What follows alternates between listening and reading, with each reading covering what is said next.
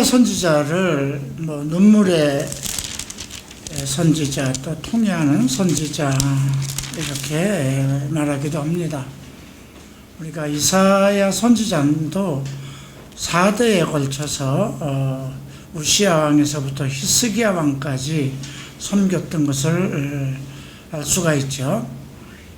그런데 예레미야는 또 그 뒤에 그 네 사람 요시야 왕에서부터 뒤에 오는 네 왕을 섬겼습니다.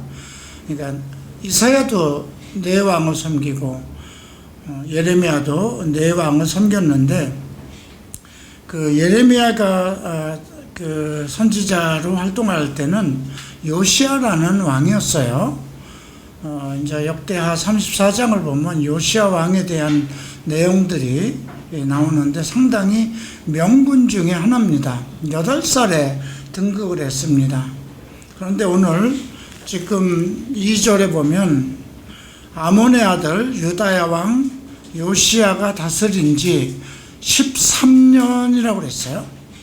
그러니까 8살에 왕이 돼서 13년 됐으니까 21살이죠. 아주 젊었을 때예요. 그런데 예레미야도 젊었을 때예요. 자, 우리가 우시야 왕 때는 이사야 선지자가 함께 그 우시야 왕하고 같이 종교개혁을 하려고 했습니다. 그런데 지금 8살에 등극한 요시야 왕 때는 또 자기와 같은 또래의 젊은 선지자 예레미야가 있었어요. 그래서 서로 이렇게 마음을 맞추면서 서로 어떤 종교개혁 그런 것을 하기에 상당히 그 좋았던 것을 나름대로 어떤 그 서로 뭐 궁합이 맞았다고 그럴까요?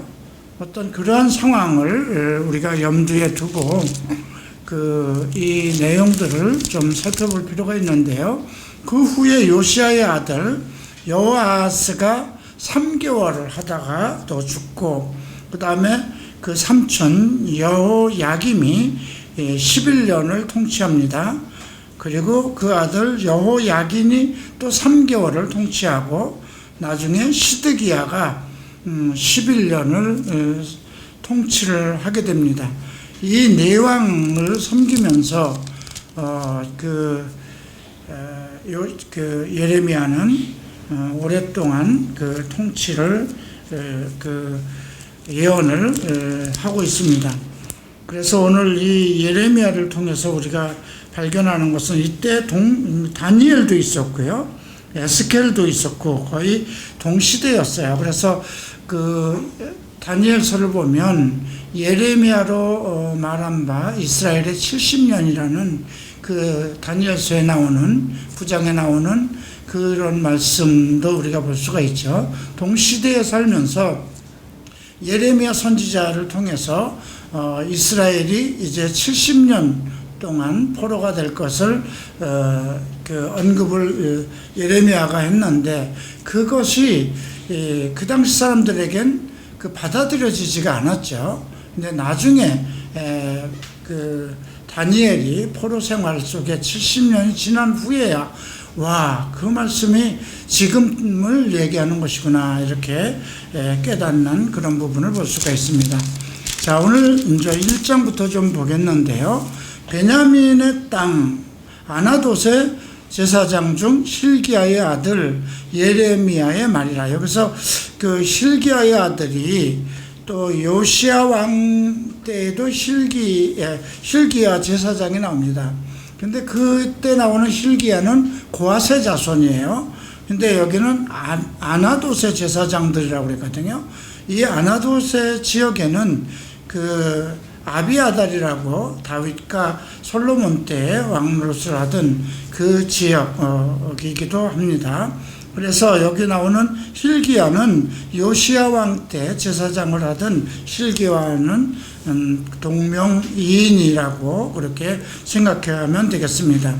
자, 실기야의 아들 예레미야의 말이라. 제사장의 아들이었습니다.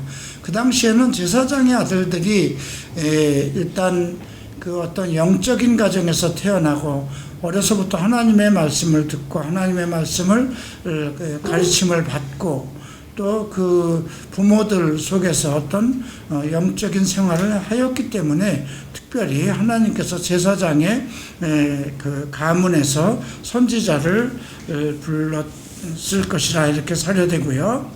아몬의 아들 유다 왕 요시야가 다스린 지, 아몬은 상당히 좋지 않은 왕이었어요. 그런데 아몬이 죽고 나서 8살에 요시야가 등극을 합니다. 요시야가 상당히 개혁을 많이 합니다.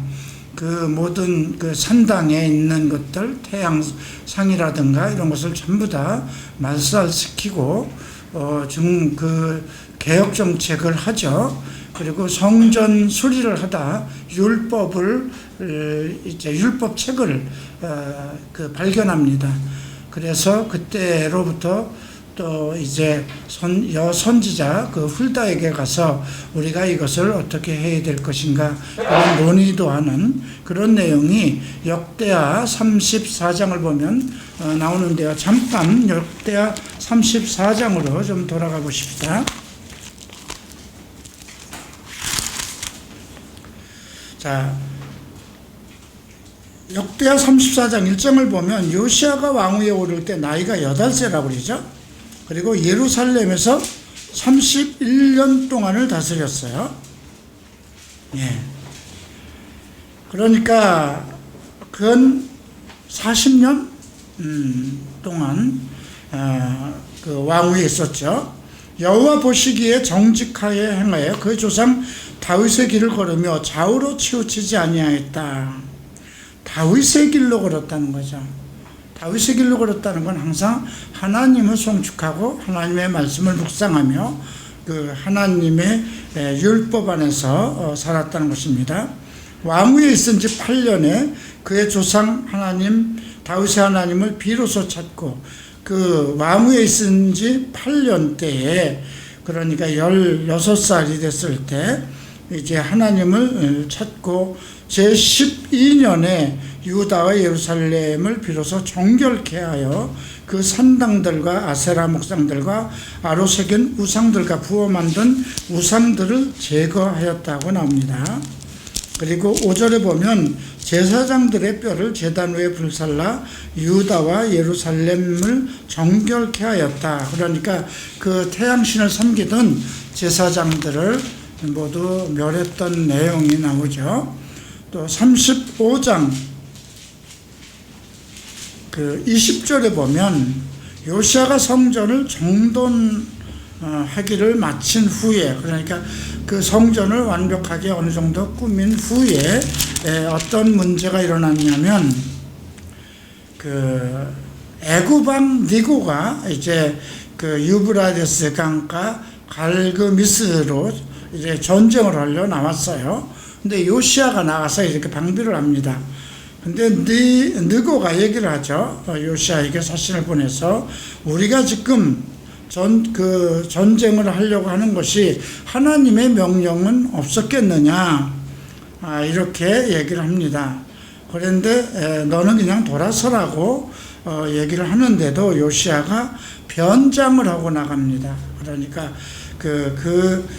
이것이 하나님의 명령이라는 말을 듣고도 요시야가 변장을 하고 전쟁을 나가서 그 무기또 골짜기에서 결국 활에 맞아 중상을 입습니다. 그걸로 인해서 죽임을 당하죠. 그러니까 참 40년 동안 그렇게 온전히 하나님 앞에 그 헌신을 했어도 어떤 전쟁과 이런 것이 일어났을 때 좀 이것이 애굽의 왕 이 하나님의 명령을 받고 왔다는 그런 소리에 대해서 귀담아 듣지 않고 이제 전쟁에 결국은 응하다가 이렇게 죽는 조금 지혜롭지 못한 일들이 일어났었죠. 자, 다시 이제 예레미야 1장으로 갑니다. 자, 3절을 봅니다. 요시야의 아들 유다 왕 여호야김 시대에 그러니까 여호야김 시대라고 그러면 여호아스, 요시야, 여호아스, 여호야김까지니까 이제 요시야로부터 3대입니다. 여호야김 시대부터 요시야의 아들 유다 왕 시드기야의 11년 말까지 5월에 예루살렘이 사로잡혀 가기까지 임하니라. 그러니까 하나님의 말씀을 전하는 보통 어떤 사람은 한 52년으로 잡고요. 어떤 사람은 한 예레미야가 40년 동안 요시야와 함께 그 예언자 활동을 하였다 이렇게 얘기를 합니다. 자, 여호와의 말씀이 내게 임하니라 이르시되 내가 너를 모태에 짓기 전에 너를 알았고 내가 배에서 나오기 전에 너를 성별하였고 거룩하게 구별하였다는 거죠. 너를 여러 나라의 선지자로 세웠노라 하시기로. 모태에서 짓기 전에 하나님께서 예정하셨다는 것이죠. 예. 자, 그렇게 이제 하나님께서 말씀하시니까 내가 슬프도이다 주 여호와여 보소서 나는 아이라 말할 줄을 알지 못하나이다 하니, 이렇게 뭔가 그렇게 말이 그렇게 아주 달변은 아니었던 것 같아요. 우리가 모세도 그런 얘기를 하죠. 하나님께서 부를 때 바로 얘기 가라 했을 때 나는 입이 둔한 자입니다. 그랬더니 하나님께서 내 형 아론이 있지 않느냐 이렇게 말씀하셨던 걸 보죠. 바울도 입이 둔한 자라고 그랬어요. 이제 우리가 예레미야 고린도서를 쭉 보다 보면 바울에 대해 자기에 대해서 사람들이 얘기를 하기를 바울은 그 서신에는 상당히 그 힘이 있으나 입은 말은 둔하다 이렇게 얘기를 한 걸로 봐서 그렇게 바울도 달변은 아니었던 것 같아요. 근데 한번 생각해 보세요. 달변이라고 했을 때는 말에 실수가 많을 수 있어요. 입이 나오는 대로, 말이 나오는 대로 하는 거잖아요. 그죠? 거침없이. 예, 그러나 좀 입이 둔하다, 말이 빠르지 않다, 그런 사람은 많은 것을 생각하게 되는 그런 점도 있겠죠. 자, 7절 보면 여호와께서 내게 이르실 때 너는 아이라 말하지 말라. 내가 너를 누구에게 보내든지 너는 가며 내가 너에게 무엇을 명하든지 너는 말할지어다. 누구에게 보내든지 또 무엇을 명하든지 너는 그냥 내 말을 전하면 된다는 거죠. 그들 때문에 두려워하지 말라. 예, 우리가 바울도 그렇게 얘기를 합니다. 하나님이 우리를 위하시면 우리가 누구를 두려워하리요 이런 말을 하죠. 내가 너와 함께하여 너를 구원하리라. 나 여호와의 말이니라 하시니라. 그러니까 지금 나는 말을 할 줄 모릅니다. 나는 정말 아이입니다. 내가 여기서 얘기하는 건 정말 자기의 어떤 성인이 되지 못했던 것을 얘기하는 것이 아니라 그만큼 그 이스라엘 유다의 이제 왕들과 제사장들과 그 엄청난 그 세력이 있죠. 이제 그들에게 예언자 역할을 해야 되니까 감히 나 같은 사람이 어떻게 나가겠습니까? 이렇게 겸손하게 이야기한 걸로 우리가 봐야 되겠죠. 그러니까 누구에게 보내든지 무슨 말을 하든지 어떤 명령을 하든지 너는 두려워하지 말라. 어떤 상황에서도 너를 구원하리라. 여호와께서 그의 손을 내밀어 내 입에 대심에 여호와께서 내게 이르시되 보라 내가 네 말을 내 입에 두었노라. 참 어땠을까요? 이게 이사야 선지자도 천사가 이제 자기의 이사야가 자기가 죄인인 것을 발견하고 내가 망하였도다. 내가 그 죄인들 속에 있으면서 정말 하나님을 배웠다. 그때 이제 천사가 숯불을 가져와서 입에서 대서 죄를 사였다는 말이 나오죠. 근데 여기도 보면 내가 내 말을 내 입에 두었다. 손을 내밀어 입에 대었다 이런 얘기를 하죠. 신약에서는 이런 것이 어떻게 이루어지고 있나요? 예수님은 제자들에게 성령을 받으라 그러시고 코에다가 숨을 불어넣으셨어요. 성령을 불어넣으셨죠. 다음 예수님 이제 하늘에 오르신 후에 성령 세례를 통해서 믿는 자들에게 하나님이 택하신 자들에게 성령 세례를 베풀었고요.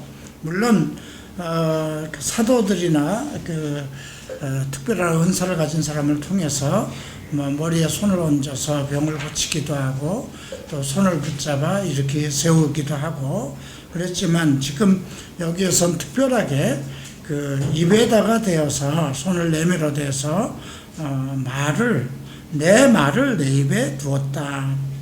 이제 그런 어떤 확신이 있지 않겠어요? 하나님께서 직접 어떤 모습으로 하나님이 나타나서 그랬는지 모르겠지만 예언자 사명을 받은 예레미야에게 그 입에다 손을 대셨다는 그 상황을 한번 이렇게 생각해 보면 예수님도 그 소경을 데리고 나왔을 때 이렇게 눈에다가 손을 대시기도 하고 또 봉어리에게는 또 이렇게 침을 발라서 이렇게 혀에다 대시고 또 귀머거리에게는 귀에다도 손을 대시고 이런 일들이 어떤 감각적이고 시각적인 그런 면을 주셨는데 왜 그냥 그렇지 않아도 내 말을 받아라. 내가 내 말을 내 입에 두었다.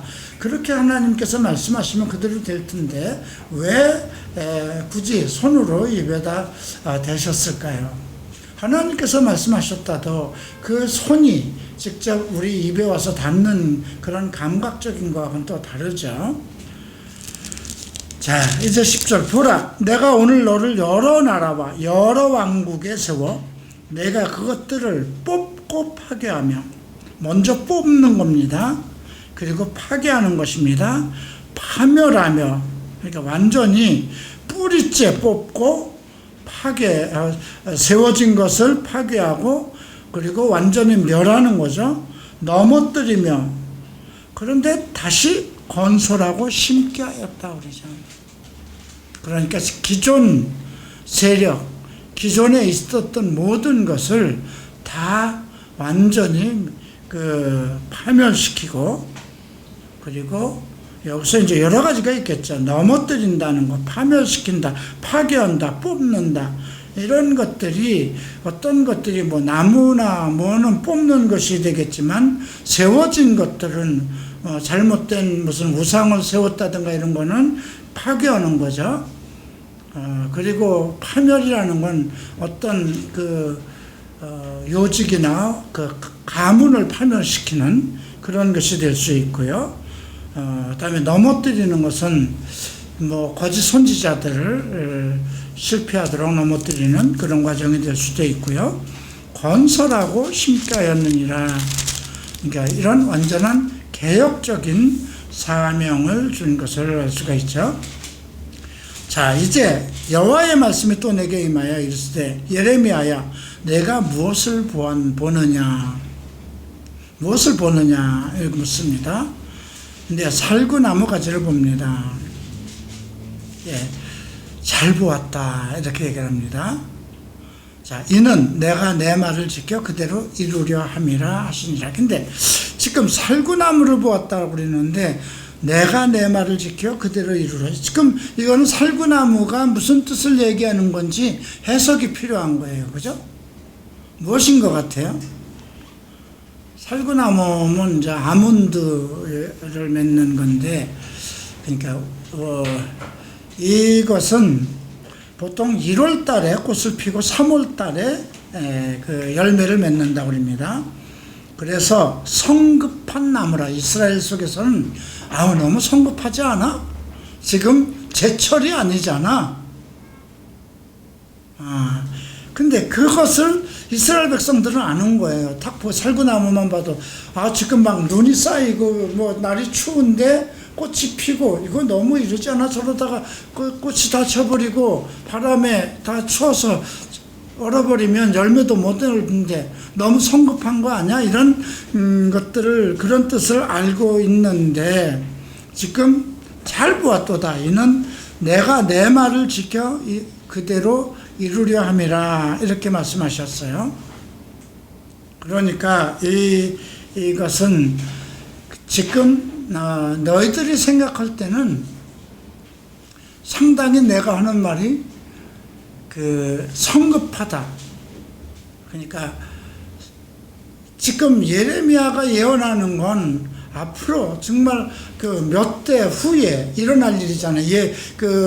주변에 있는 바벨론 왕국이 쳐들어와서 예루살렘을 완전히 파멸시키고 그 왕들을 다 사로잡아가고 그러한 때를 얘기하는 것이거든요. 그러니까 어쩌면 이스라엘 백성들에게는 이해가 안 되는 거예요. 미리 얘기를 해도, 미리 보여줘도. 그러니까 니들이 보기에는 내가 하는 얘기가 정말 가당치도 않고 이해가 안 될지 모르겠지만, 살구나무가 일찍 꽃을 펴도 열매를 맺듯이 내가 지금 이렇게 빠르게 너희에게 전달된 말이라도 그대로 성취될 것이라는 것을 그렇게 이제 알려주는 것이었고요. 또다시 묻습니다. 내가 무엇을 보았느냐? 그랬더니 끓는 가마를 보았습니다. 그 윗면이 북에서부터 기울어졌다. 끓는 가마솥이에요. 근데 북에서부터 기울어졌다는 건 그 끓는 가마에 물이 쏟아질 거라는 거죠. 근데 북쪽 지역이 지금 이제 바벨론 왕국이었어요. 거기에 다 원래 아수르, 오시아 왕 때부터 공격을 받고 있었던 시리아, 아수르 그 모든 세력들이 다 북쪽에 있었거든요. 근데 끓는 가마라고 그랬어요. 근데 그게 윗면이 북에서부터 기울어졌다는 거죠. 이거는 여호와께서 내게 이르시되 재앙이 북방에서 일어나 이 땅의 모든 주민에게 부어지리라. 그러면 두 개의 예언은 뭐예요? 속히 이루어질 거라는 거죠. 너희에게는 도대체 그건 아직 있을 수 없는 일이야. 지금 우리가 곧 종말이야. 이제 예수님 곧 오실 거고 적그리스도가 나타날 거야. 근데 지금은 이제 세상 돌아가는 조짐이 있잖아요. 그죠? 이스라엘의 상황도 그렇고, 말씀들도, 성경 말씀들도 점점 뭔가 이렇게 깨달아가는 것이 많아요. 이렇게 진리의 왜곡들이 아주 이단으로 빠진 사람들도 있지만, 그 진리의 말씀이 점점 확장되어서 나름대로 모든 이렇게 성도들이 좀 깨우쳐 나가는 그런 것이 있어요. 전에는 종말에 가는 건 얘기를 하면 그거 이단 아니냐 얘기 못하게 했어요. 근데 요즘에는 이제 많이 무천년 왕국을 믿는 그러한 무천년이라고 얘기하는 일반 장로교에서도 7년 대환란이 있을 거라는 거, 이런 것들에 대해서 알아듣는다는 거죠. 그러니까 이게 내가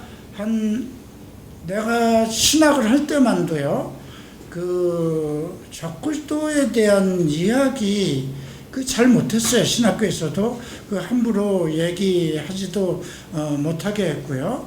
그 다음에 또 적그리스도라는 위치가 아주 묘하게 이제 곧 어떤 사람들은 적그리스도가 로마 황제일 것이다 이렇게 얘기하는 사람들도 있었고요. 이제 그 정도로 이해가 안 됐지만, 지금도 우리가 그냥 편안하게 예수를 믿는 사람들에게 종말이 가까웠다, 이 세상 조짐이라든가 이런 걸 보면 상당히 위급하다. 지금 코로나 사건 이런 거를 이렇게 얘기할 때 점점 사람들은 이해해 가는 사람들이 나름대로 이해를 하는 사람들이 많아지겠죠. 재앙이 북방에서 일어나 이 모든 주민에게 부어지리라. 내가 북방 왕국들의 모든 족속들을 부를 것인지. 그들이 와서 북방 왕국들의 모든 나라라고 그랬어요. 예. 북방 나라라면 뭐 어느 나라가 있을까요? 이제 북이스라엘은 뭐 이제 멸망을 받은 것이고요. 예. 그 아수르가 있을 것이고 또 그 우리가 알다시피 그 이제 바벨론 왕국이 이루어지고, 예. 예루살렘 성문 어귀에 각기 자리를 정하고 그 사방 모든 성벽과 유다 모든 성읍들을 치리라. 여호와의 말이라. 무리가 나를 버리고 다른 신들에게 분향하며 자기 손으로 만든 것들을 절하였은즉 내가 나의 심판을 그들에게 선고하여 그들의 모든 죄악을 징계하리라. 그러니까 지금 이러한 재앙, 그 북쪽에 어떤 큰 나라 족속들을 왕국을 불러서 이스라엘 예루살렘을 치는 것은 결국 이스라엘이 종교적으로 타락하였기 때문이라는 것을 전제로 하고 있습니다. 자, 너는 허리를 동이고 일어나 내가 네게 명령한 바를 그들에게 말하라. 하나님의 말씀을 구하라는 겁니다. 그들 때문에 두려워하지 말라. 내가 그들 앞에서 두려움을 당하지 않게 하리라. 그러니까 담대하라는 말씀이죠. 우리가 지금도 마찬가지예요. 성경에 기록되어 있는 말씀 어디서 얘기할 때 가장 필요한 건 담대합니다. 상대가 목사든 거짓말을 하는 사람이든 되게 거짓말을 하는 사람들일수록 어떤 나름대로 세력을 가지고 있고 자기의 어떤 그런 막강한 세력과 파워 같은 것을 가지고 있어요. 근데 우리가 그들과 이단들이나 그러한 사람들과 얘기를 할 때 우선 필요한 것은 담대함이겠죠. 그러니까 예레미야가 그렇게 이렇게 용기 있고 힘 있고 담대한 사람은 아니었던 것 같아요. 제사장의 아들들이라도 곱게 자라왔기 때문에 말씀 안에서 순종하고 자라왔으면 그의 성품이 그렇게 어떤 담대한 그런 것은 아니었겠죠. 그러니까 계속 두려워하지 말라는, 두려움을 당하지 않게 하리라, 이런 말씀을 하십니다. 보라, 내가 오늘 너를 그 온 땅과 유다 왕들과 그 지도자들과 제사장들과 그 백성 앞에 견고한 성읍 쇠기둥 노성벽이 되게 한다. 여기 보면 왕들이 나오죠. 지도자들, 방백들입니다. 그 다음 제사장들, 그들 앞에 견고한 성처럼 쇠기둥 노성벽, 그냥 그 예레미야를 딱 보는 순간에 무슨 큰 벽을 만난 것처럼, 성을 만난 것처럼 그런 위엄을 주시겠다는 거거든요. 그런 위엄을 주지 않으면 예레미야 그 한나 제사장의 어린 제사장의 아들이잖아요. 예. 그들이 너를 치나 너를 이기지 못하리. 물론 그들은 대적할 것이라는 걸 전제로 하고 있습니다. 이는 내가 너와 함께하여 너를 구원할 것임이라 여호와의 말이니라. 그러니까 예레미야가 나름대로 큰 환난을 입을 것을 전제로 하고 있습니다. 자, 이제 2장을 봅니다. 자, 말씀이 내게 임하니라. 이르시되 가서 예루살렘의 귀에 외칠지라. 예루살렘의 귀라는 건 뭘까요? 예루살렘을 통치하고 있는 지도자들, 왕들. 예. 그렇죠. 여호와께서 이와 같이 말씀하시기를 내가 너를 위하여 내 청년 때의 인애와 내 신혼 때의 사랑을 기억하노니. 이건 지금 예레미야를 보고 얘기하는 게 아니에요. 지금 가서 너는 예루살렘의 귀에다 얘기하라는 거잖아요. 이건 예루살렘은 하나님의 도성입니다. 하나님을 믿는 그 지도자급들, 이스라엘을 이끌고 가는 하나님께서 세운 지도자들급들에게, 그러니까 이스라엘에다 얘기하라는 겁니다. 청년의 때의 인애. 청년의 때의 인애라는 건 뭘까요? 그 인자하고 사랑이 많고 예. 그리고 신혼 때의 사랑. 이거는 하나님 앞에 막 세웠을 때, 하나님이 세웠을 때가 언제일까요? 이스라엘로 하면 아브라함부터 시작되는 거잖아요. 아브라함과 이삭과 야곱. 예. 그리고 혼인의 때는, 청년의 때는 아마 그때를 초창기를 잡아야 될 거예요. 그러면 결혼의 때는 언제가 될까요? 역시 다윗과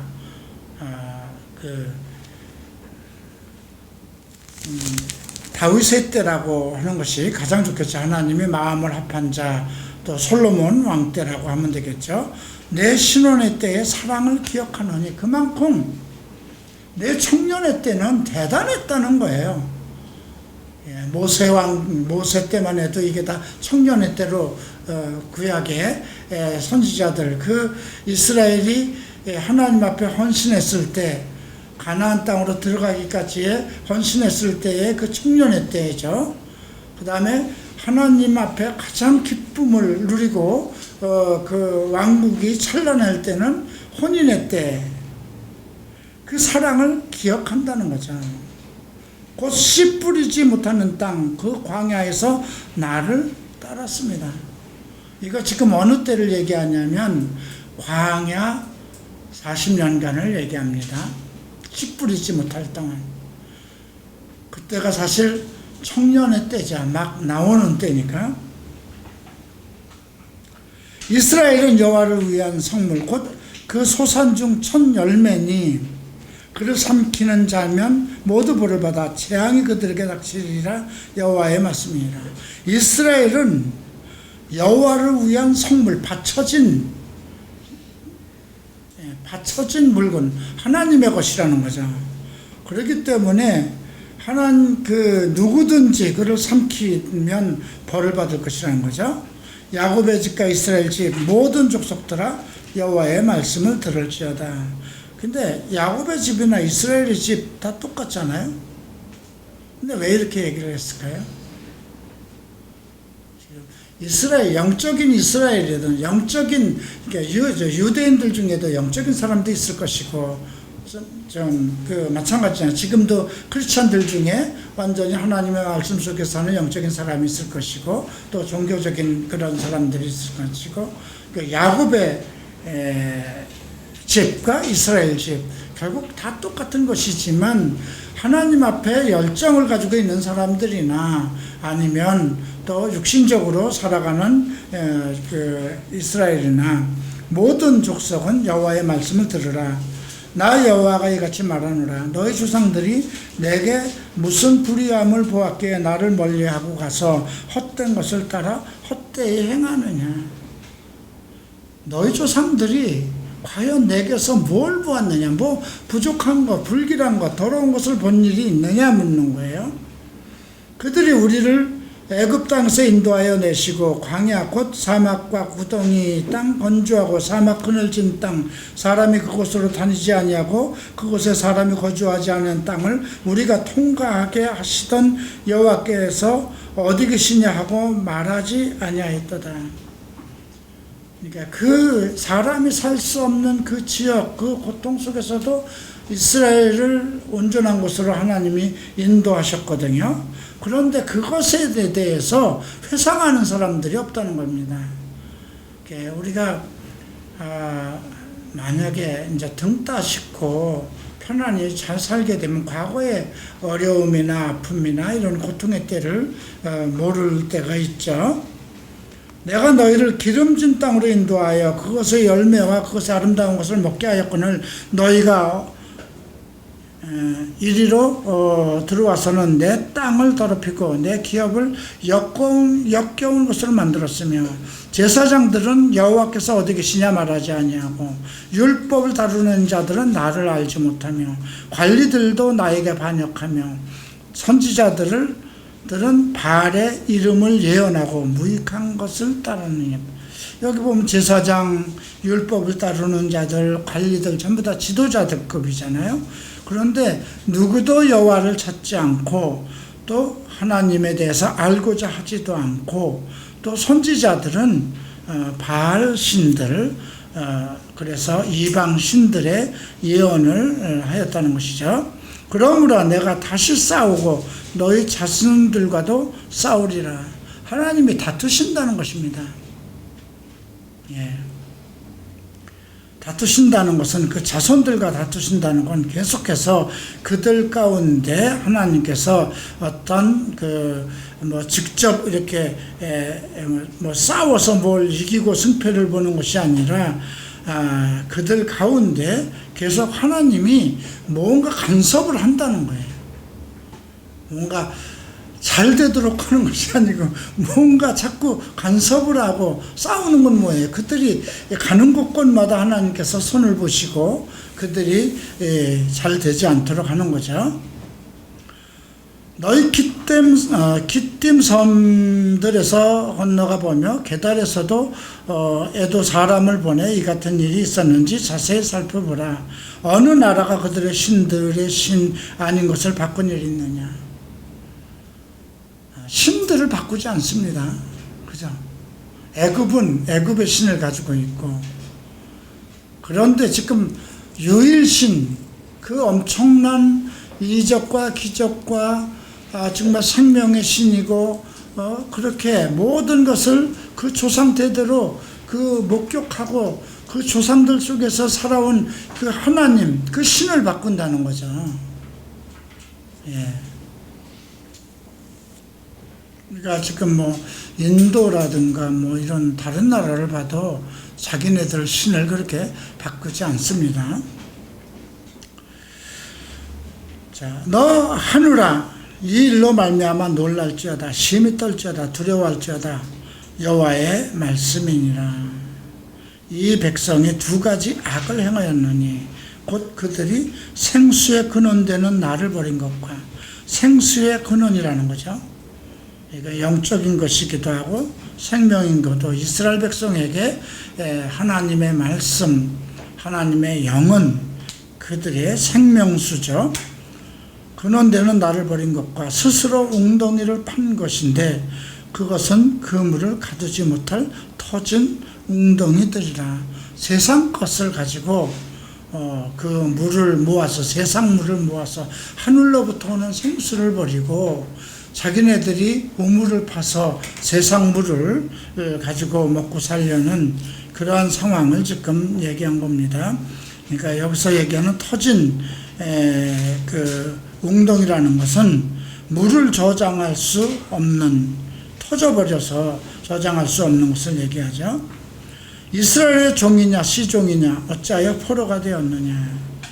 어린 사자들이 그를 향하여 부르짖으며 소리를 질러 그 땅에 황폐하게 하였은즉 그의 성읍들은 불타서 주민이 없게 되었으며, 놉과 다바네스의 자손도 내 정수리를 상하게 하였으니 네 하나님 여호와가 너를 길로 인도할 때에 내가 그를 떠남으로 이를 자취함이 아니냐. 결국 그들이 그 지병, 작은 나라 사람들에게도 손가락질을 받고 멸시를 당하는 것은 하나님을 버리고 스스로 너희들이 자초한 길이 아니냐, 이렇게 얘기를 하는 것입니다. 자, 내가 시월의 물을 마시려고 애굽으로 가는 길에 있으면 어찌미냐. 내가 강물을 마시려고 아수르로 가는 길에 있으면 어쩌느냐. 여기 보면 애굽으로 가는 길, 또 아수르로 가는 길, 이건 뭐예요? 뭔가 그 생수, 하나님으로부터 오는 것, 모든 삶의 근원이 하나님으로부터 오면 하나님한테 나가야 되는데, 인생의 목적, 삶의 어떤 목적을 애굽이나 아수르와 같은 데서 찾으려고 하는 것이죠. 예. 내 악이 너를 징계하겠고 내 반역이 너를 책망할 것이라. 그런즉 내 하나님 여호와를 버림과 내 속에 나를 경외 없는 것이 악이요 고통인 줄 알라. 주 만군의 여호와의 말씀이라. 그러니까 이스라엘의 악은 여호와를 버리고 하나님을 경외하지 않는 것이라 얘기를 한 것입니다. 내가 옛적에 내 멍에를 꺾고 내 결박을 끊으며, 멍에라는 건 뭐예요? 그들이 무엇을 먹어야 되는데 이렇게 소의 멍에를 씌우듯이, 그러니까 노예 생활인 겁니다. 내 결박을 끊으며 말하기를, 내가 옛적부터 내 멍에를 꺾고 내 결박을 끊으며 말하기를 나는 순종하지 아니하리라 하고, 모든 높은 산 위에서와 모든 푸른 나무 아래서 너는 몸을 굽혀 행음하였도다. 내 멍에를 꺾고 내 결박을 끊었다는 건 뭘까요? 이게 그러한 우상을 섬기지 못하도록 하나님은 오직 하나님 앞에 그들을 둔 것이거든요. 다른 것을 먹지 못하게 그렇게 해놓고, 어떤 그게 이제 율법을 준 거잖아요. 이것도 하지 말고 우상을 섬기지 말고 전부 다 하지 못하게 해서 그 하나님의 말씀으로 결박시켜 놓은 거잖아요. 근데 그걸 스스로 다 끊었다는 거예요. 그리고 모든 푸른 나무 아래로 너는 몸을 굽혀 행음하였도다.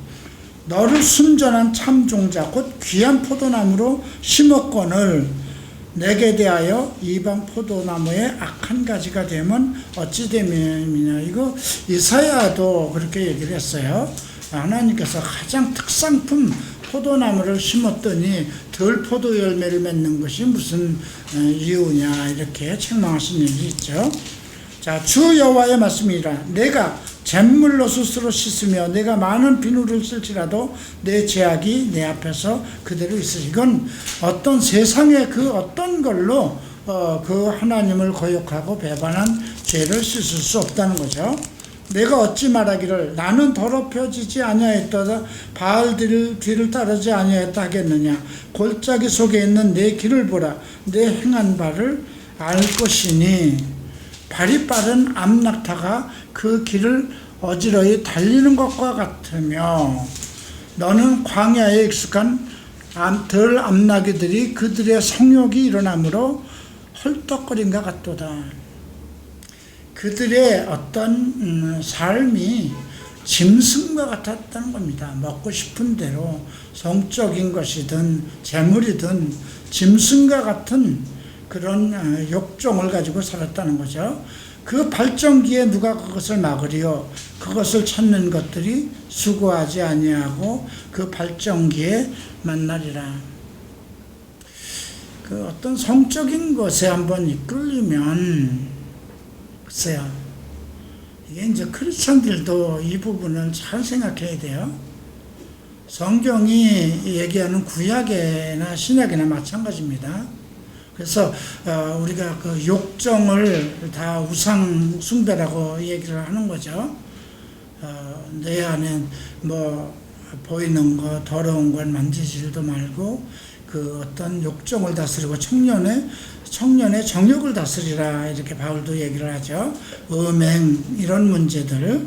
근데 여기 보면 이스라엘 백성들이 그 하나님께서 그 이제 밭가는 그 소처럼 그 멍에를 씌웠어요. 다른 것을 먹지 못하도록. 오직 하나님의 말씀을 먹고, 그 다음에 그 다른 것을 하지 못하도록 하나님의 말씀으로 그들을 묶었어요. 근데 그걸 다 끊고 정말 그 푸른 나무에 가서 거기에서 이제 행음을 하고 정말 짐승처럼 헐떡거리는 그 성적인 욕정, 자기가 하고 싶은 대로 살아가는 그런 것들이 지금 이스라엘의 상황, 모습이라고 언급을 하고 있는 겁니다. 근데 지금 뭐 요즘 교회들은 어떤가 한번 생각해 봐야 돼요.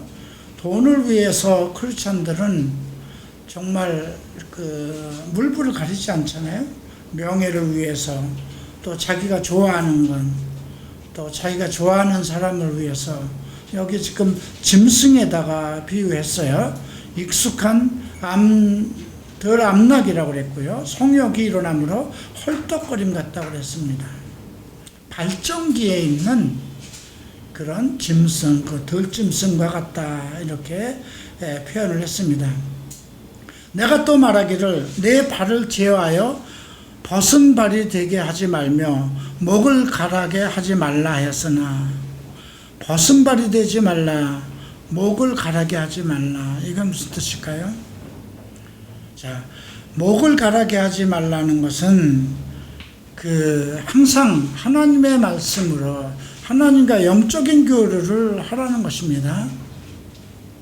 네. 오직 너는 말하기를 아니라 이는 헛된 말이라 내가 이방 신들을 사랑하였은즉 그를 따라가겠노라 하도다.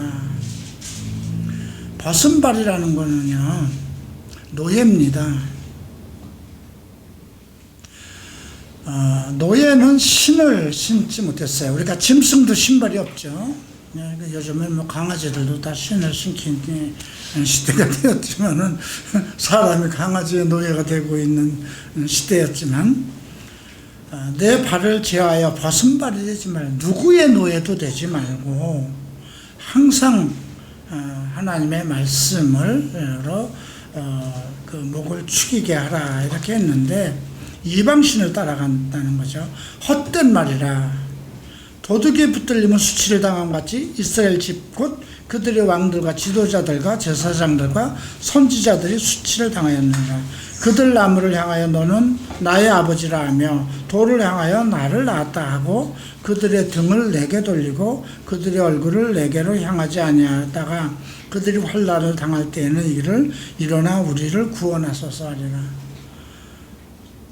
그냥 돌을 보고 나무를 보고 일단 자기네들의 어떤 무엇을 위해서는 이렇게 이방 신들을 따라가다가 결국 문제가 생기면 우리를 구원해달라고 그러는데 너를 위하여 내가 만든 내 신이 어디 있느냐? 그들이 내가 환난을 당할 때 구원할 수 있으면 일어날 것이니라. 유다여 너희 신들이 너희 성읍수와 같도다. 그들의 신은 오직 유일신 한 분이잖아요. 근데 신들이 너의 성읍수와 같다는 거예요. 집집마다 신을 가지고 있다는 것이죠.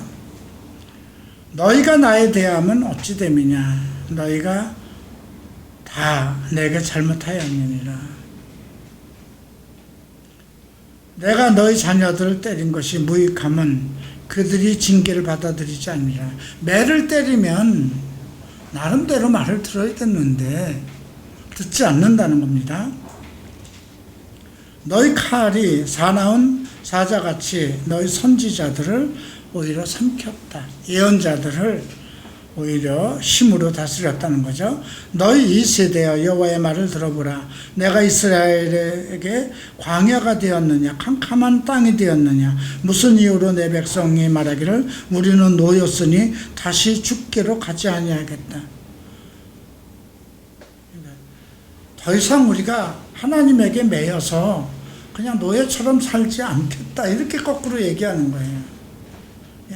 그러니까 이스라엘 백성들이 사실 애굽에서 종살이 할 때 그들을 데리고 나왔어요. 근데 그 광야에서 목이 마르고 뭔가 부족할 때, 정말 여행길이 힘들고 할 때 차라리 우리가 애굽에서는 그냥 먹고 잘 지내지 않았느냐. 왜 아무것도 없는 척박한 땅에 와서 우리를 이렇게 목마르게 하고 먹을 것이 없게 하느냐. 이런 불평을 한 거잖아요. 지금 그 똑같은 이야기를 하는 겁니다. 그러니까 다시는 우리가 하나님 앞에 얽매여서 하나님의 얽매임 속에서 살고 싶지 않습니다. 우리가 놓였으니까 우리 육신이 원하는 대로 내 마음이 원하는 대로 그렇게 살겠습니다. 이거 어떻게 적용할까요, 여러분들도? 지금 우리는 매일같이 수요일날, 토요일날, 주일날, 그럼 어떻게 보면 여러분들에게 보이는 너무 정말 힘든 고역일 수 있어요. 근데 말씀을 들을 때는 그것이 하나님의 뜻대로 하나님의 말씀대로 성령의 인도함을대로 살아야지 하는데 생활이 그렇게 뚜렷하게 풀리는 것도 없고 짜증스럽고 되어가는 일은 없고 세상에 나가보니 다 그냥 화려하고 잘 먹고 잘 사는 것 같아요. 나만 지금 이상하게 매일 교회 가서 사는 것 같고 성경을 보는 것 같아요. 사람들은 베드로도 얘기하잖아요. 뭐 언제 그 천지가 망하겠느냐, 이 세상이 망하겠느냐. 이제 그런 세상에 나가면 이해가 안 되는 거. 내가 좀 이상한 거예요. 내가 오히려 뭔가에 얽매인 것 같아요. 교회 생활에 얽매인 것 같고, 목사의 말에 얽매인 것 같고, 그럴 때가 들지 않나요? 나도 정말 일본에서 7년을 있는 동안 매일 뭐 교회를 가고 신학을 하면서 교회를 가고, 근데 이게 이 생활이 맞는 건지, 뭐 종말의 날에 대해서 얘기하는데 종말이 언제 올는지 예정할 수도 없는 거잖아요. 내 때에 올는지. 그냥 내 때에는 좀 나도 잘 먹고 그냥 내 육신이 편한 대로 살고 싶은데, 이 두 가지 갈등이 있는 거예요. 내 영은 하나님의 말씀에 갈급하고 있고, 내 육은 또 세상 것에 또 이끌려가는 그런 갈급한 부딪힘이 있죠. 지금 그런 이야기를 지금 합니다.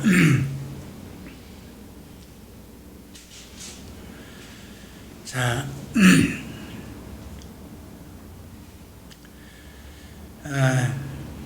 그 자녀들에게 징계 때려도 그들이 받아들이지 않고 선지자들을 사나운 자같이 너희 선지자들을 삼키고, 이 세대여 여호와의 말을 들어보라. 내가 이스라엘의 광야가 되었느냐, 캄캄한 땅이 되었느냐. 무슨 이유로 내 백성이 말하기를 우리는 노였으니 다시 죽기로 돌아가지 않겠다. 예수님도 나는 길이요 진리요 생명이라고 그랬죠. 사람이 낮에 다니면 넘어지지 않는다. 곧 낮에 12시간이 아니냐. 사람이 낮에 다니면 넘어지지 않는다. 이런 전부 다 이게 영적인 얘기를 하셨는데요. 캄캄한 밤이냐, 캄캄한 땅이 되었느냐, 이스라엘이 광야가 되었느냐. 근데 이스라엘 백성들이 생각할 때는 우리가 광야 생활 하나님 때문에 한 거 아니야? 이렇게 생각할 수도 있어요. 40년 동안의 광야 생활 속에서 그 애굽에서 나왔던 사람들이 다 젖과 꿀이 흐르는 약속의 땅에 들어가지 못하고 다 죽어버린 거 아니야? 자기네들의 어떤 하나님을 거역하고 그런 것은 생각하지 않고, 우리가 또 그렇게 얽매여서 결국은 죽임을 당해보는 거 아닌가? 내 마음대로 한번 내 육신에 원하는 대로 내 기쁨대로 한번 인생을 살아보지도 못하고, 이제 그런 생각을 가질 수도 있어요. 나도 가끔 이게 어떻게 말씀 안에서 나는 내 생활이라는 게 정해져 있고 성경을 보고 하나님에 정해져 있는 일을 내가 하고는 있지만, 여러분들 보면 지금 한참 젊을 때 20대 30대잖아. 가장 인생으로 보면 가장 꽃다운 청춘이에요. 그죠? 근데 어디가 광야인 것 같아요? 한번 생각해봐요. 여러분들이 술 먹고 같이 놀러 다니고 클럽에 다니고 어울리던 것이 그게 광야 생활인지 보면 여기가 광야 생활 같지 않아요. 그죠? 하나님 말씀에 질질 끌려서 눈치 보면서 움직이지 못하고 살아가는 것? 어떻게 보면, 그러니까 그 이사야가 얘기하는 거예요. 이스라엘의 두 가지 잘못은, 하늘로부터는 생수를 버리고 터진 웅덩이를 따라가는 거예요. 세상 것을 따라가는 것이라는 거죠.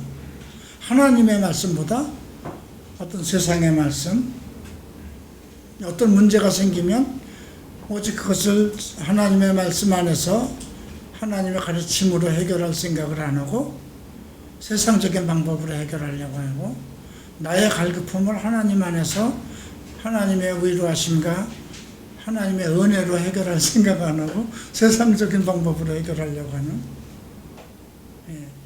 그런 갈등이 그런 갈등에 대해서 지금 얘기하시는 것 같아요. 32절 봅니다. 처녀가 어찌 그 폐물을 입겠느냐. 참 중요한 말씀을 하시네요. 신부가 어찌 그 예복을 입겠느냐. 오직 내 백성은 나를 잊었나니 그 날수는 셀 수 없거늘 내가 어찌 사랑을 얻으려고 내 행위를 아름답게 꾸미느냐. 그러므로 내 행위를 악한 여자들에게까지 가르쳤으며, 여기서 얘기하는 하나님과의 어떤 결혼 관계잖아요. 그 안에서의 사랑을 누리고 살아야 하는데, 이제 육신의 어떤 갈급함, 육신이 원하는 사랑, 그죠? 어찌 사랑을 얻으려고 내 행위를 아름답게 꾸미느냐. 행위라고 얘기를 했어요. 행위는 생각과 말과 행동이 행위예요. 예. 뭐 하나님 안에서 하나님 말씀만 하고 살아간다는 것 참 쉽지 않잖아요. 좀 밖에 나가서 그냥 마음대로 세상 사람들과 어울려서 세상 말도 하고 치고받고 술도 먹으면서 막 엉클어지면서 한번 내 육체가 원하는 대로 한번 스트레스가 확 풀릴 것 같잖아요. 그죠? 안 그런가요? 한번 가서 그냥 그 더러운 물 속에 한번 어떻게 될 망정 한번 깊은 수렁에 한번 빠지고 싶고 세상 속에 나가서 한번 놀고 싶은 그런 것들이 있는 거잖아요. 그죠? 자, 내 옷단에는 죄 없는 가난한 자를 죽인 피가 묻었나니 그들의 담구멍을 뚫었기 때문이 아니라 오직 이 모든 일 때문이야. 내 행위를 아름답게 하기 위해서 가난한 자를 죽였다는 겁니다. 왜냐하면 그 세상을 즐기려면 수단과 방법을 가리지 않고 재물을 모아야 되니까. 그러나 너는 말하기를 나는 무죄하니 그의 진노가 참으로 내게서 떠났다 하거니와 보라 내 말이 나는 죄를 범하지 아니하였다 하므로 내가 너를 심판하리라. 그러니까 사람들은 내가 나 하나님 안에 있어, 나 하나님 믿어, 그러면서 세상을 즐기는 거예요.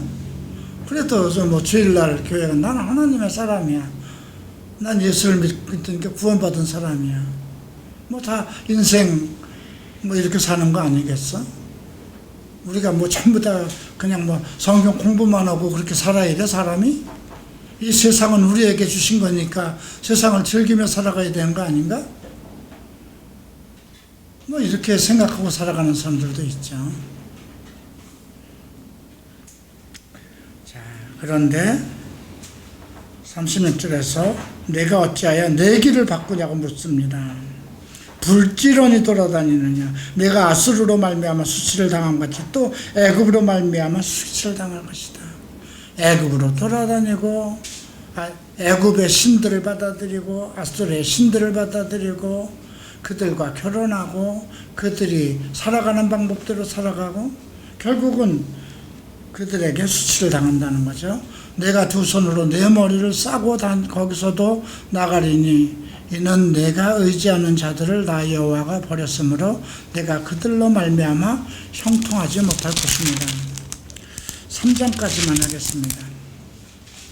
자, 그들이 말하기를 가령 사람이 그의 아내를 버림으로 그가 그에게 떠나 타인의 아내가 된다 하자 남편이 그를 다시 받겠느냐? 그리하면 그 땅이 크게 더러워지지 아니하겠느냐? 아니라 내가 많은 무리와 행음하고서 내게로 돌아오려느냐? 여호와의 말씀이라. 자, 이방 사람들도 그 결혼을 했다가 행음하여 다른 사람으로 갔으면 다시 받아들이겠느냐? 이방 사람들도 안 받는다. 세상의 말로 해도 받아들이지 않는다는 거죠. 그럼 너희들이 지금 그 이방 속에서 세상 방법대로 살다가 돌아오면 내가 돌아오면 내가 받아들이겠느냐? 한번 세상 이치대로 생각해 보라는 거죠. 내 눈을 들어 헐벗은 산을 보라. 내가 행음하지 아니한 곳이 어디 있느냐? 내가 길가에 앉은 사람들 기다린 것이 광야에 있는 아라바 사람 같아서 음란과 행악으로 이 땅을 더럽혀다. 그들이 모든 이스라엘 사람들이 행한 모든 것은 정말 그 아내가 다른 남자와 행음한 것 같은 그러한 생각을 가지고 살았다는 것입니다. 오직 하나님의 방법과 하나님의 뜻대로 살아가지 않고 인간의 방법과 세상의 방법을 따라서 살아갔다는 거죠. 어떤 문제가 있으면 하나님께 묻지 않고 다른 신들의 방법, 다른 세상의 방법으로 해결하려고 하고, 자기 육신이 원하는 건 수단과 방법을 가리지 않고 취하는 그런 것들, 또 뭔가 그 재물을 얻기 위해서 또 수단과 방법을 가리지 않고 사람들을 속이고 사기하고 그런 것들을 모두 얘기하는 거죠. 그러므로 단비가 그쳤고 늦은 비가 없어진 단비와 늦은 비를 얘기합니다. 그럴지라도 내가 창녀의 낯을 가졌으므로 수치를 알지 못한 창녀라고 합니다. 우리가 고린도서 6장에서도 얘기하죠. 창녀와 합한 자는 한 몸이라고 그러죠. 그리스도와 합한 자는 한 몸이다. 그러니까 우리의 머리가 그리스도이고 그리스도의 한 지체인데 어찌 창녀와 한 몸이 되겠느냐. 여기서도 지금 같은 얘기, 창녀의 낯을 가졌다고 합니다. 내가 이제부터는 내게 부르짖기를 나의 아버지여, 아버지는 나의 청년 시절의 보호자. 우리가 한참 자랄 때, 성장할 때 이스라엘의 전성기 시작때라고 할까요? 노여움을 한없이 계속하시겠으며 끝까지 품으시겠나이까 하지 아니하겠느냐? 보라, 내가 이같이 말하여도 악을 행하여 내 욕심을 이루었느니라 하시니라. 그러니까 계속해서 문제가 있으면 하나님한테 나가서 매달리고, 또 문제가 해결되면 또다시 계속 반복되는 악을 쌓는 거죠. 자, 요시야 왕 때를 얘기합니다. 6절. 여호와께서 또 내게 이르시되 너는 배역한 이스라엘 행한 바를 보았느냐. 그가 모든 높은 산에 오르며 모든 푸른 나무 아래로 가서 행음하이다. 계속 행음을 얘기합니다. 8절에 보면 내게 배역한 이스라엘이 간음하였다고 그럽니다. 그리고 내가 그를 내쫓고 그를 이혼소까지 주었으며, 이스라엘을 얘기하죠. 그의 반역한 자매 유다, 이스라엘과 유다는 북이스라엘 유다 이렇게 나누어진 거죠. 유다는 다윗의 그 지파고요. 이스라엘은 또 이제 다른 10지파를 이렇게 나누어진 거죠. 그런데 이스라엘과 이혼소를 줬다고 하는데, 또 반역한 자매 유다가 두려워하지 아니고 자기도 가서 행음. 그래도 예루살렘을 가지고 있는 그 유다도 마찬가지로 똑같이 행음을 하였다는 것입니다. 그가 돌과 나무와 더불어 행음함을 가볍게 여기고 행음하여 이 땅이 더럽혔거늘 이 모든 일이 있어도 그의 반역한 자매 유다가 진심으로 내게 돌아오지 아니하고 거짓으로 할 뿐이라. 여호와의 말씀이라. 이스라엘이 먼저 멸망을 당합니다. 이스라엘이 여로보암을 솔로몬의 장수되는 사람에게 이제 이스라엘의 10지파를 띄워주죠. 그리고 이제 북이스라엘을 세우고 남유다는 이제 2지파가 있는 예루살렘을 중심으로 있는데, 북이스라엘 여로보암이 그 북이스라엘 10지파가 계속 이제 절기가 되든가 때가 되면 예루살렘으로 가려는 것을 막기 위해서 단과 베델에다 송아지를 세우죠. 그래서 이제 북이스라엘이 먼저 행음을 하였는데 유다도 똑같이 그렇게 따라가는 것을 얘기하는 것입니다. 그래서 11절 보면 여호와께서 내게 이르시되 배역이라고 얘기를 합니다. 이건 배반이죠. 이스라엘은 반역한 유다보다 자신이 더 의로움을 나타냈더니, 반역과 배역 사이가 뭘 다룰까요?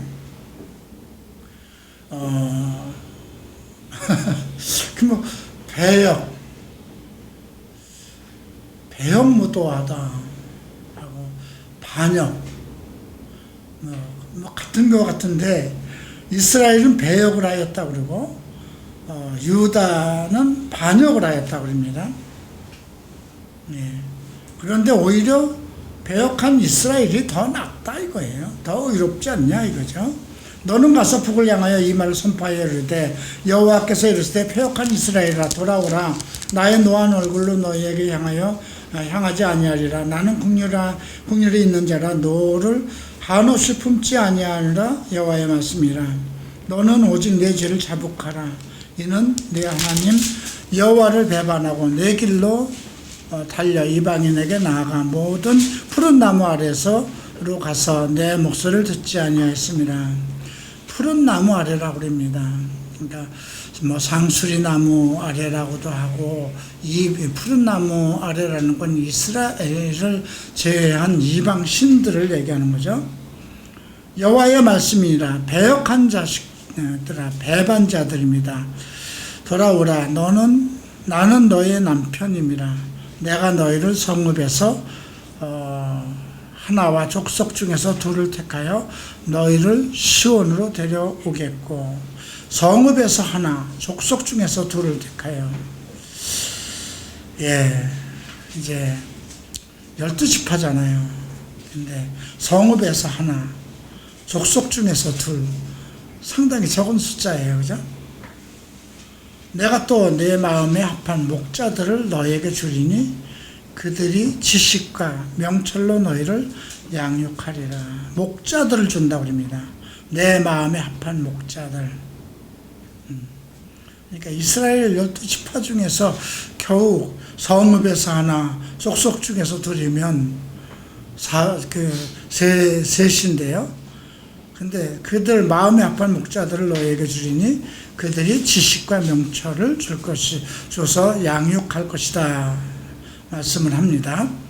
자, 16절 봅니다. 여호와의 말씀이라. 너희가 이 땅에서 번성하여 많아질 때에 사람들이 여호와의 언약궤를 다시는 말하지 아니할 것이요 생각지 아니할 것이요 기억하지도 않을 것이며 찾지도 않을 것이며 다시는 만들지도 않을 것이며.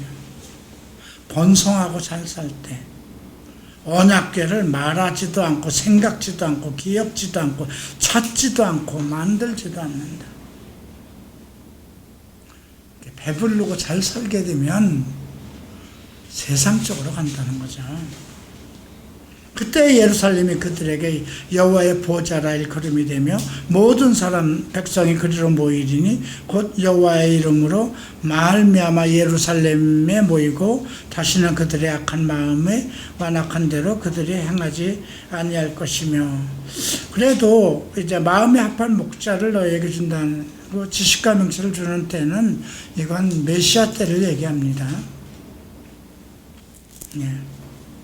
그래서 모든 사람들이 언약궤를 생각지도 않고 말하지도 않고 그럴 때에 그때에 예루살렘이 그들이라고 그랬어요. 여호와의 보좌라. 그러니까 결국은 뭐 이 말은 그대로 성취가 됐죠. 이스라엘 모든 사람들이 예수를 받아들이지 않았죠. 근데 예수를 따르던 사람들은 여호와의 보좌 예루살렘이 결국은 이제 나중에 복음의 그 예루살렘을 중심으로 해서 교회가 시작되죠. 그때 유다 족속이 이스라엘 족속과 동행하여 북에서부터 나와 내가 너희 조상에게 기업으로 준 땅에 그들이 함께하리라. 이제 북이스라엘과 남유다가 하나가 된다는 것입니다. 예, 내가 말하기를 내가 어떻게 하든지 너를 자녀들 중에 두며 허다한 나라들 중에 아름다운 기업인 이 땅을 내게 주리라 하였고, 내가 다시 말하기를 너희가 나를 나의 아버지라 하고 나를 떠나지 말 것이라 하였느니라. 그런데 이스라엘 족속아 마치 아내가 그 남편을 속이고 떠나감 같이 너희가 확실히 나를 속였느니라. 여호와의 말씀입니다. 참 이 말씀이 계속해서 하나님은 이스라엘 백성들 속에 역사 속에 보면 뭐 다윗 왕조도 있었고 뭐 많은 아사 왕도 있었고 요시야 왕 같은 사람도 있었고 히스기야 같은 사람도 있었고 계속 그 좋은 왕들을 세워요. 근데 그들이 죽고 나면 계속 또 문제가 생기죠. 사사들도 마찬가지였어요. 사사들이 나와서 뭐 40년, 20년 이렇게 통치를 그들이 있을 때 편안하다가 또 다시 그들이 죽고 나면 또 문제가 생기고, 예. 자, 21절을 봅니다. 소리가 헐벗은 산 위에서 들리니 곧 이스라엘 자손이 애곡하며 간구하는 것이라. 그들이 그들의 길을 굽게 하며 자기 하나님 여호와를 잊어버렸습니다. 배역한 자식들아 돌아오라. 내가 너희의 배역함을 고치리라 얘기를 합니다. 무엇으로 고칠까요? 예, 마음에 합한 목자를 주신다는 거죠. 보소서 우리가 주께 왔사오니 주는 우리 하나님 여호와심이니이다. 이렇게 돌아오기를 계속 구하고 있습니다. 작은 산들과 큰 산 위에 떠드는 것을 참으로 헛된 일이라. 이스라엘의 구원은 진실로 우리 하나님 여호와께 있나이다. 부끄러운 그것이 우리가 청년 때로부터 우리 조상의 산업인 양떼와 소떼와 아들들과 딸들을 삼켜 싸운즉 우리는 수치 중에 눕겠고 우리 치욕이 우리를 덮을 것이니 이는 우리의 조상들이 청년 때로부터 오늘까지 우리 하나님 여호와께 범죄하여 우리 하나님 여호와의 목소리에 순종치 아니하였습니다. 뭐 이스라엘 역사를 보면 글쎄요, 하나님께 헌신하고 봉사하던 때가 얼마나 되었을까요?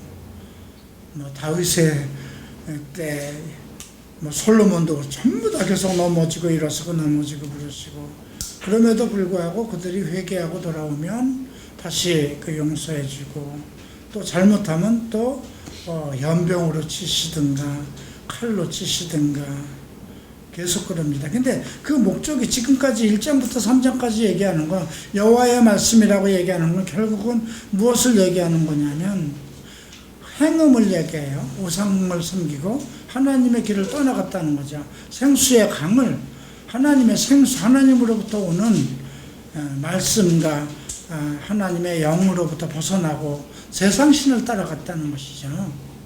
세상을 기뻐하고 육체가 원하는 대로, 마음이 원하는 대로, 눈이 좋아하는 대로 행음하였다는 건 뭐예요? 내 신랑을 두고, 내 남편을 두고 다른 것을 원한다. 우리는 그 이스라엘은 원래 하나님과 결혼한 아내에 해당돼요. 똑같이 우리도 예수 그리스도와 약혼한 사이예요. 약혼을 했으면 그 이혼을 하려면 똑같은 결혼의 방법과 결혼한 사람의 방법과 똑같이 해야 돼요. 우리가 그 마리아와 요셉이 정혼한 사이라고 그랬잖아요. 정혼한 사이는 파혼을 마음대로 못하는 거예요. 근데 우리도 지금 예수 그리스도의 아내로 이제 정혼한 사이입니다. 이제 그리스도가 올 때에 그리스도의 아내로서 이제 혼인 잔치를 한다고 그러는 거잖아요. 그런데 지금은 그러니까 그리스도의 것이에요. 하나님의 자녀이고 그리스도의 신부된 사람인데, 이제 결국 그 이제 복음에서 벗어나서 세속적인 걸 따르고 세상 것을 더 중히 여기고 내 육신적인 것을 따라가고 하는 것. 이제 여기서는 계속해서 이제 행음이라는 말이 나오고 간음이라는 말이 나오는데, 음행한 창녀에다 비교하고 남편을 벗어난 그 행음하는 여인에다 비교를 하잖아요. 그러면서도 계속 돌아와라, 여호와의 말이라, 회개하고 돌아와라, 이런 얘기를 계속합니다. 그리고 내 마음에 합한 목자를 너에게 줘서 지식과 명철로 너희를 양육할 것이라는 그런 소망적인 약속을 하고요. 배역한 자식들아 돌아오라 그럽니다. 이것이 이스라엘 향한 메시지죠. 근데 이제 그 예레미야를 보면 이제 상당히 좀 지루한 부분이 있어요. 계속 같은 말이 언급되고 있어요. 거의 다. 이사야 선지자의 말은 그래도 메시아에 대한 말씀과 뭔가 그 말씀 속에 깊은 어떤 계시들이 포함되어 있는데 예레미야서는요 너무 그냥 이스라엘 백성들의 그 어떤 더럽고 지겨운 부분만을 자꾸 들춰내는 것 같은, 그러니까 내 과거의 아픈 더러운 것을 계속 이렇게 들춰내고 너 언제까지나 그럴 거야 이런 식으로 계속 얘기하는 그런 느낌이에요. 그런데도 결국은 이스라엘 백성들 속에서 가장 큰 예언자 하면 이사야하고 예레미야예요. 에스겔도 있고 다니엘도 있지만 이스라엘 백성들에게, 그러니까 눈물로 이스라엘 백성들을 대신해서 회개하고 돌아오게 하고 정말 이스라엘을 대신해서 예레미야가 죽임을 당하는 그러한 메시지, 그리고 결국은 장래의 메시지를 전합니다.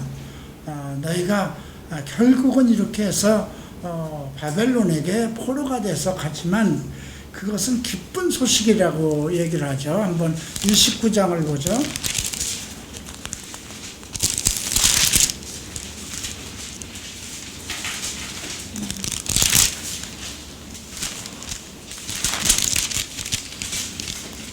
음, 29장 11절 보면 10절을 보면 여호와께서 이같이 말씀하시니라. 바벨론에서 70년이 차면 내가 너희를 돌보고 나의 선한 말을 너희에게 성취하여 너희를 이곳으로 돌아오게 하리라. 아직 바벨론으로 포로가 되지도 않은 상황에서 하는 거예요. 여호와의 말씀이니라. 너희를 향한 나의 생각은 내가 안하니 평안이요 재앙이 아니라 너희에게 미래와 희망을 주는 것이니라. 70년 동안 포로가 된다는 것인데 그것은 내 생각인데 내 계획인데 너희에게 재앙을 주는 것이 아니고 오히려 평안을 주는 것이라는 거죠. 우리가 그래서 너희가 내게 부르짖으면 내게 와서 기도하면 내가 너희의 기도를 들을 것이요 너희가 온 마음으로 나를 구하면 나를 찾을 것이요 나를 만나리라. 이것은 여호와의 말씀이라. 나는 너희에게 만날 것이며 너희를 포로된 중에서 다시 돌아오게 하되 내가 쫓아내었던 나라들과 모든 곳에서 모아 사로잡혀 떠났던 그곳으로 돌아오게 하리라. 이것은 여호와의 말씀이라. 이것이 재앙을 위한 것이 아니라 평온이라는 거죠. 우리가 어떤 쉽게 얘기하면 육신의 평안함, 내 마음이 원하는 대로 모든 걸 풀어버리면 결국 멸망으로 간다는 거예요.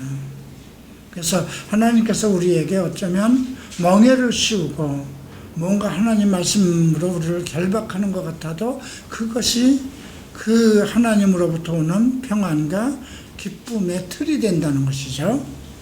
자, 오늘 여기까지 하겠습니다. 기도합니다. 존귀하신 주님 감사합니다. 날마다 우리가 하나님의 말씀을 묵상하며 구약을 통해서 오늘 우리의 인생을 돌아봅니다. 우리가 살아가는 길이 무엇인가를 살펴보게 하며 또 무엇이 잘못된 것이며 또 어떻게 살아가야 하는 것을 깨닫게 됩니다. 예레미야 선지자를 통해서 전달되는 메시지가 오늘 우리의 삶을 깨우치고 주님 앞으로 온전한 길을 가게 하는 지름길이 되게 하소서. 감사하며 예수 그리스도 이름으로 기도합니다.